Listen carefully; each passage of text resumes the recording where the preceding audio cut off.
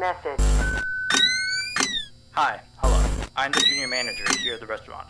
I'm supposed to walk you through the job as our new security guard. From your resume, I can tell that you're already a well-experienced guard. But, you know, it's protocol, so I have to walk you through the basics anyway. So, let's get started.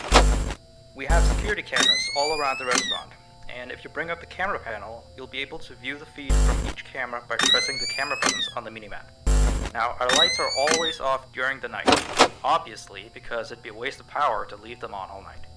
So to actually see something on the cameras, you can activate the camera system's night vision mode. You activate night vision by clicking on the button of whatever camera you're currently viewing. So for example, say you want to see what's on camera 1. Where the hell am I? What is this place? Click on the button that says Cam 01, and then to use night vision, you click on Cam 01 again.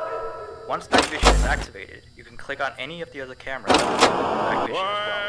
And you turn it off the same way you turn it on. Now, night vision takes more power than regular vision, so make sure you use it sparingly. Your first priority as a security guard here is to keep an eye on the animatronics. Those are really expensive machines, and we do not want them stolen. And you keep an eye on them through the cameras. We have quite a few animatronics here at Candy's. There's of course the cats Candy and Cindy, there's Chester the chimpanzee, there's the penguins, just lots I tell you. So, you also have 3 security doors in your office, each of which can be closed by pressing the door button by each door. These are here in case you're in some sort of danger, but personally I just use them to shut myself off from the world when I need a break. But don't let me be your role model on that one.